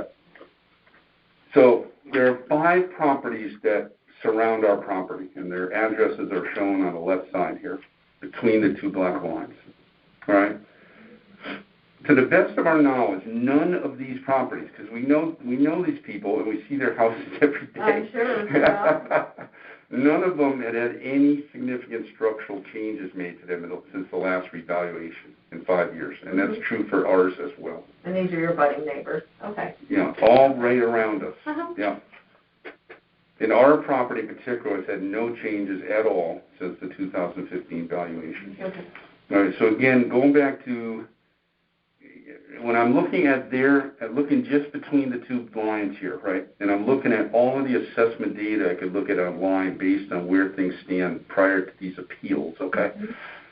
The change in market value and assessed value, so they're always going to be the same, of those 5 properties, 3.2%. All right, you can see that 3.2 down there on the bottom. Mm-hmm. The change to our property, which you see up on the top, based on the second attempt by the valuation company after we had the informal hearing, right, 16.2%. And we said, why? How could that be? What is going on? Now, if you go to my next bullet on the presentation slide, if I hadn't done the informal appeal, that number would be 20.1%. Okay, so they went from 20.1 down to 16.2, and all of our neighbors, on average, are 3.2, with the highest one being 9.7. The increases. Yeah, mm-hmm. 9.7. Yeah, they did reduce some properties in the beach area, even though they did not come in for informal hearings. Okay. After hearing all of the informal hearings, right, because this is a process. Yeah. So they look at the market, they see, okay, why are people coming in? What are we hearing? Did our model do a good job? People who come in, they can adjust you. But then the assessor, up until he signs a grand list, he and the revaluation company can take a look and say, okay, I think our model didn't quite get this, or we need to tweak it. So they can take a whole street or a couple streets or whatever and decide that they're going to lower them or raise them based on, what they're hearing and what people are bringing in. So I've had other appeals this morning where they did not have an informal, but they were still reduced. Okay. So just know that if you didn't have one, you may have come down anyway for that reason. Right. To the extent that any of these got reduced, mm-hmm. it adds more credence to what I'm showing. Yeah, because they may have gotten reduced even though they didn't come in. Yeah. I mean, yours may or may not have gone down whether you went in or not. I don't know the answer to that. They can tell you that. Yeah, I get it. Yeah. But if any of these did go down, it adds further support to my argument. Right. Okay. Yeah, you can check and see, because you can see it online, yes. Okay, and then I have a couple points here just about the fact that, once again, supporting the fact that 16.2% does not make any sense to us whatsoever. Somehow, our property would be $360 $70 per square foot of living space versus the average of $353 of these properties that are right next to it. Okay. So it's just another data point that says something seems to not be right. Mm-hmm. And all those properties are the same age as your house, pretty much? They're, okay. except for one, because there was a knockdown rebuild. I got and it. that Okay. That's the one that kind of sticks out Is that there. the Quincy Street? No. No, it's the 195. The LaFont is the name. It's a much bigger house because you see the market value there being over $1 million. Okay. You see what I mean? Yep. Their assessment actually went down, minus 1.7. Okay. That's actually in red. There is a little minus sign there. I see that. Yeah. Okay. All right, and so when you at the bottom of this slide, when you take my very accurate 847 921 number and you plug it in, okay, you still get an increase. An appreciation rate increase of 7.5%, which would kind of put us in the middle of the range of these houses. Mm-hmm. Okay?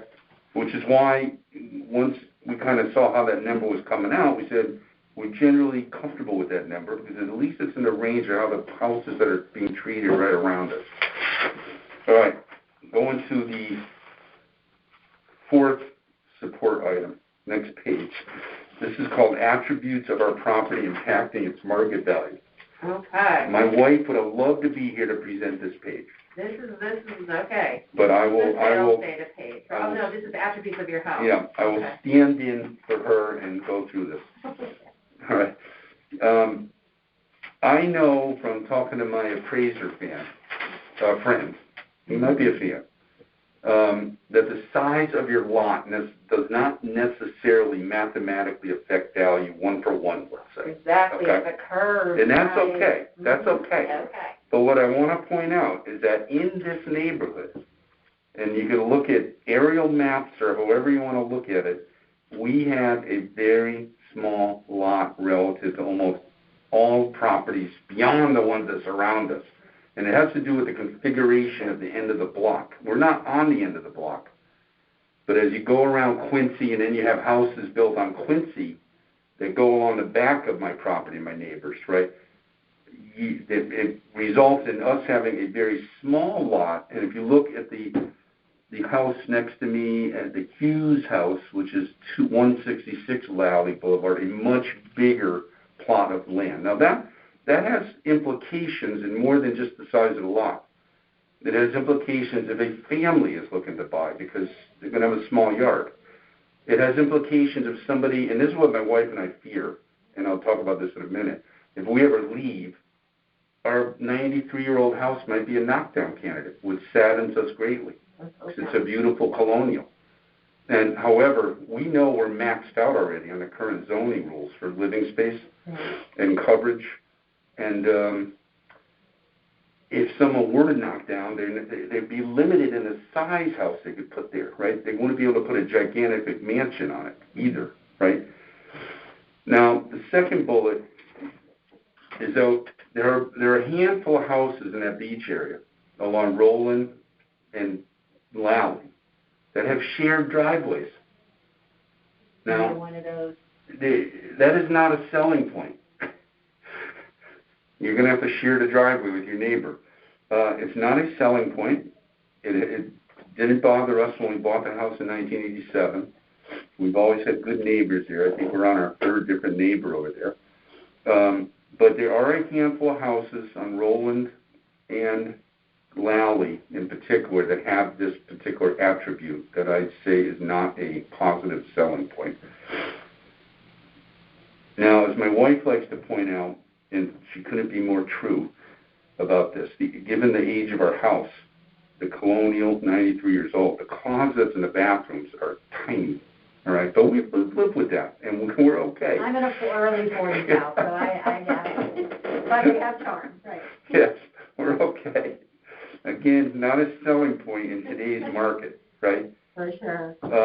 We also have what I would call a normal small kitchen, because large kitchens with all the bells and whistles are big things these days. Right. You renovated your kitchen in 2010, maybe? Correct. That sounds right? Okay. It didn't change the size of it. Mm-hmm. It just put new cabinetry in, some new countertops, and some new appliances. Same size space, So it's relatively small and normal. Okay. It's not gigantic with huge islands and seats and all those kind of double refrigerators and things like that. Okay? Yep. I have a galley kitchen, I get it. A small item is that we don't have air conditioning and we don't have an irrigation system. Two things that I've noted a lot of homes in our area have done over the years. Mm-hmm. We just have not decided to do it. I'm not sure we will.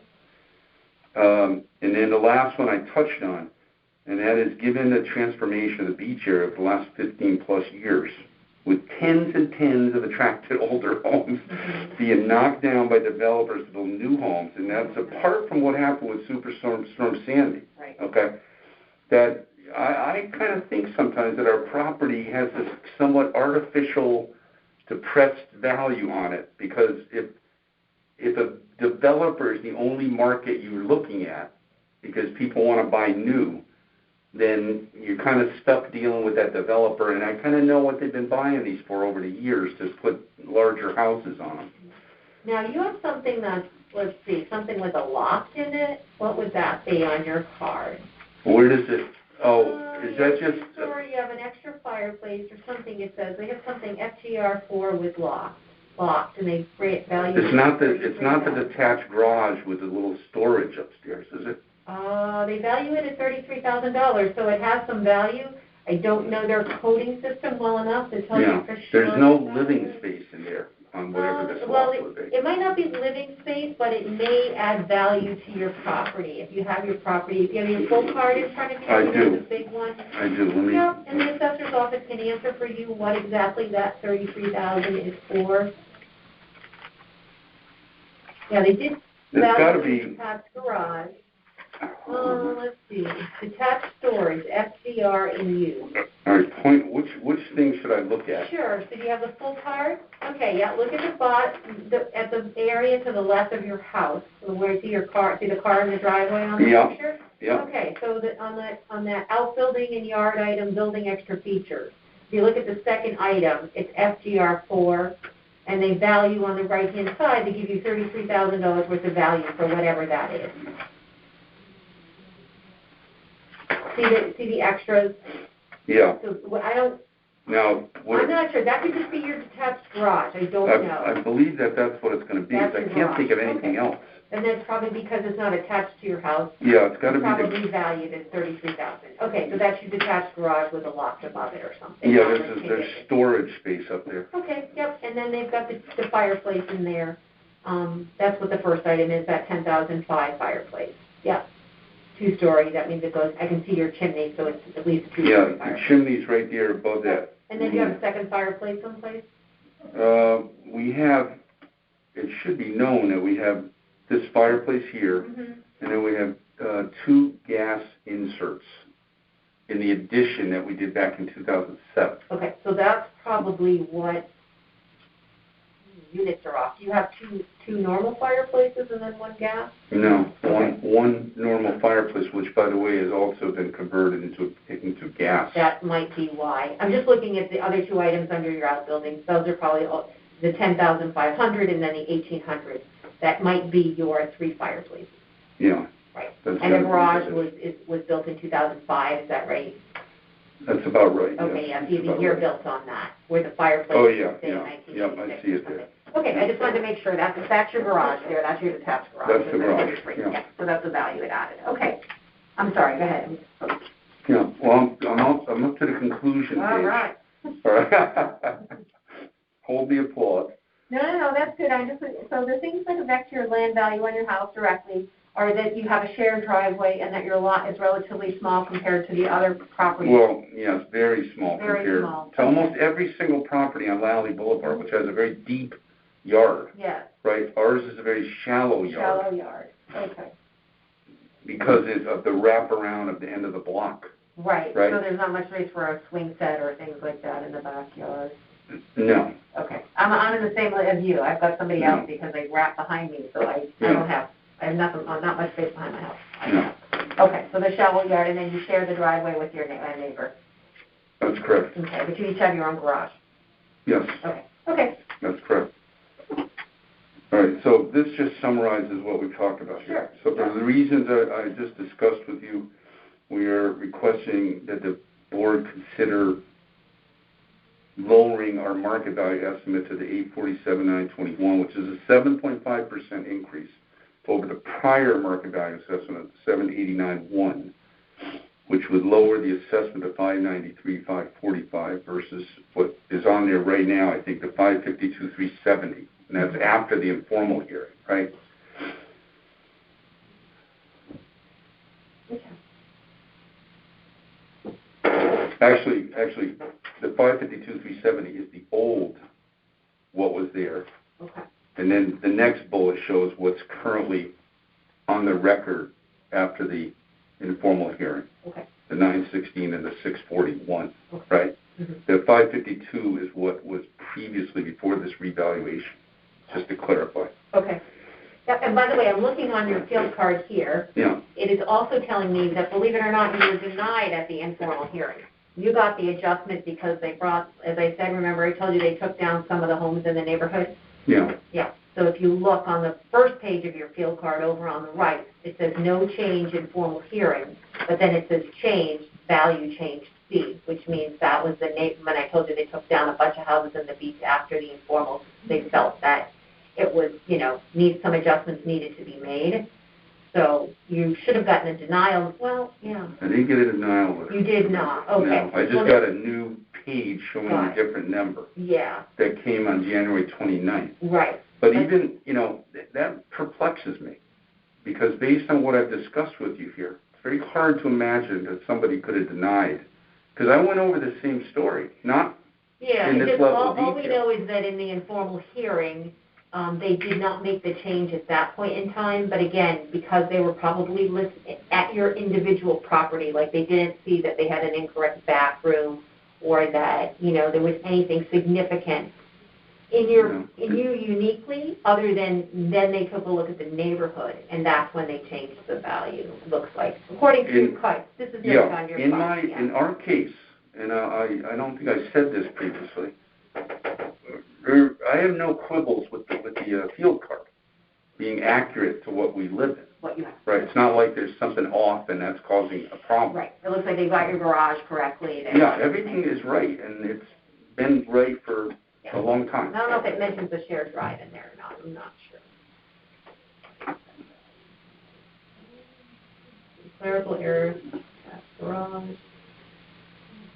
I don't know if it notes shared drives anywhere, but okay. Well, what we're concerned about is the relative valuation versus right where we are. Right.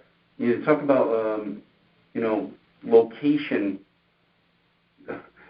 being the key word in real estate, right?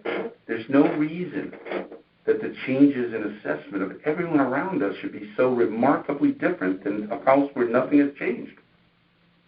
Yeah, there's a possibility that they were under-assessed back in 2015. There's a possibility that you could have been over-assessed in 15, and if you didn't come in at that point in time, we wouldn't have because it's done through a mass appraisal process. If we didn't, if you don't bring it to our attention after the fact, we don't know that. So the idea of relative value compared to your neighbors, you never know. But it's so extreme. We don't know what happened. All we know is that this time around, the revaluation company is trying to get to true market value using a model that they use. And perhaps it wasn't done well back then, or there were other things that happened. We don't really know how. I don't know, and maybe there's paperwork someplace, but just the relative value now is difficult to use as a reason because we don't know.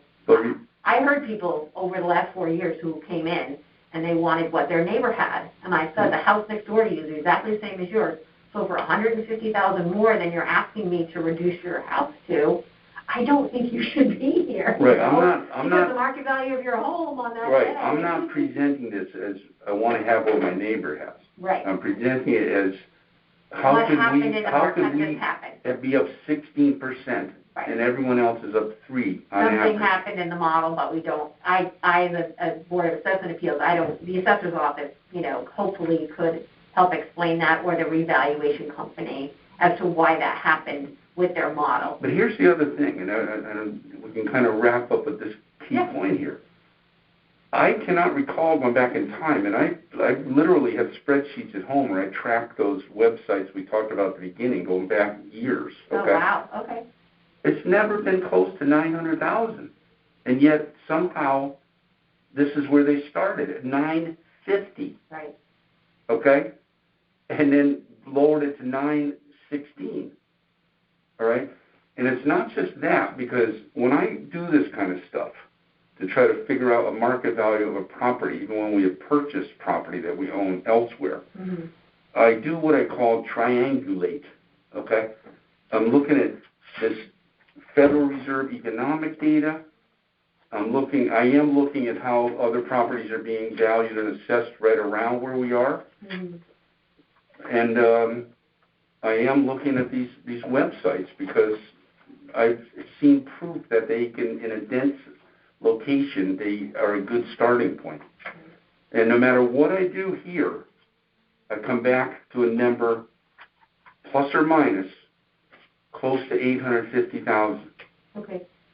So one sheet you have in here, you do have a comparable sales data during the base period sheet. Well, Did you talk about that one or not? No, okay. I did not. I have seen that before. The one house on there that I think is the best comparison to us. Sure, that's important. Is the one I'm going by memory because I'm not pulling it out. It's the 333 Roland. Is that I do. one? I see a 333 Yeah, it's a little smaller than ours. Okay, a little smaller. But it's I've driven by it. It kind of looks a little like ours in terms of size anyway. So living space a little bit smaller. I almost, I was a little concerned. There was a house further down on Roland that sold in that base period, and it's on that sheet. Okay, so 333 Roland. Yeah. Sold, it was a colonial, it sold on June 3rd, yeah. 6/3/2020. Yeah. Okay. For $847,400. Okay. It was a little bit difficult and it's a little smaller than your house. A little smaller than ours. Okay. It's similar age, I believe, and it has a similar kind of look and feel to it. I'm sure it has a much bigger yard because it's the middle of the block. Similar age, smaller, bigger block. Bigger lot. Okay. Getting a little bit tricky. I didn't address that page per se because it's a little tricky to get apples to apples comparisons. I was looking for same number of bedrooms, same number of baths. Right. I can see that on here. I mean, yeah. In the base period, and I averaged it on the bottom. Now, ironically, when I averaged it, it's in the ballpark of what we're talking about. Right. So I see a 403 Roland that sold as well, Colonial Tudor, 4 bedrooms, 2.5 baths, 2,300 square feet. It sold for $925 on August 24th, 2020. I'm aware of that one. Okay. And I almost that thought. One's like yours? Sort of. I don't know. Well, okay. Yes and no. Okay. It's kind of a brick house on a corner lot, which could be appealing to people, to some people. Right. I think I know which one it is. Yeah. Yeah. And I almost had the sense that because that occurred late in that base period, it was almost like whoever was doing this kind of might have looked at that as why they came up with what they did. But when I tried to grab what I thought were at least somewhat meaningful comps based on locational, some of those features are a little further away. The Puritan ranches, right. But it's Colonial Tudor, and you're a colonial. So 4 bedrooms, 2.5 baths, they're a little smaller than you. Yes. But when I averaged those 8, and I wasn't doing it to try to come out to where I did, they just happened to come out to close to what we think our house is worth. Right. Yeah, because you know that the base of their model is sales data. That's where they start. Yeah. Okay. Yeah. And then they, And that can be tricky. And the market's been going like this, so the closer you are to October, the sales prices tend to climb, and then we had all of, and it's continuing. I mean, it's not like it's going back down, right? In November, December, all that data is now online. You can continue to see the sales that are going through. And there's a lot of disparity amongst house types in that neighborhood and things like that. So it's a little bit tricky to get an apples-to-apples comparison. States have a different value than colonials. Right, and ranches, too. They have different appeals. So as I said, it just so happened that the ones I pulled in the base period happened to average out close to Mhm. you know, where we think our house is worth.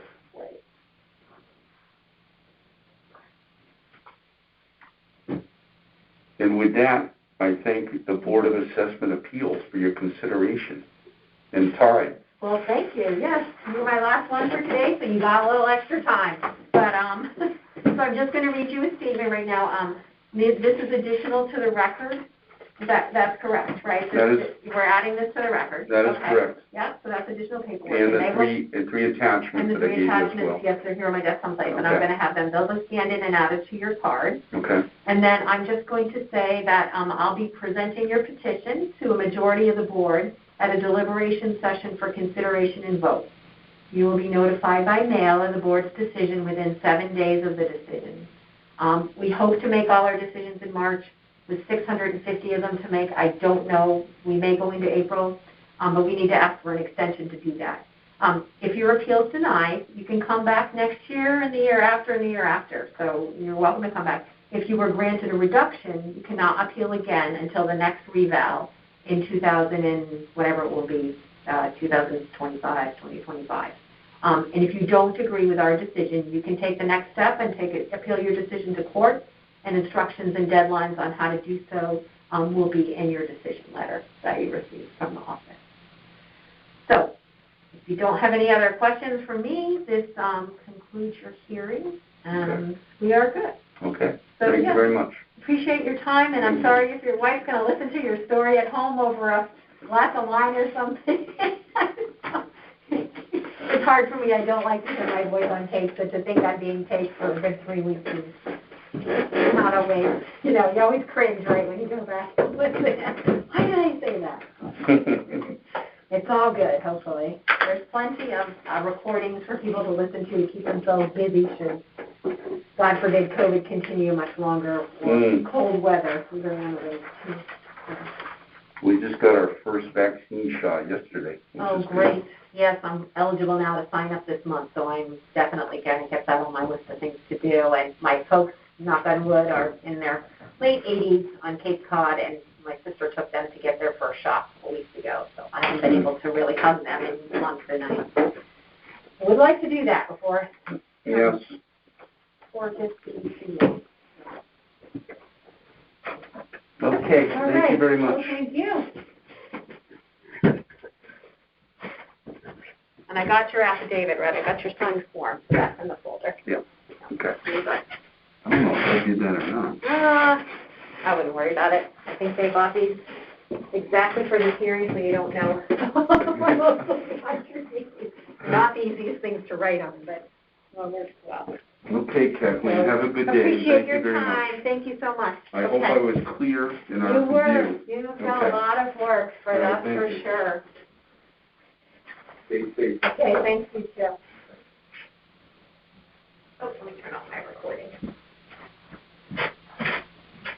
This concludes the hearing for the AM session hearing for Wednesday, March 3rd in Conference Room 4.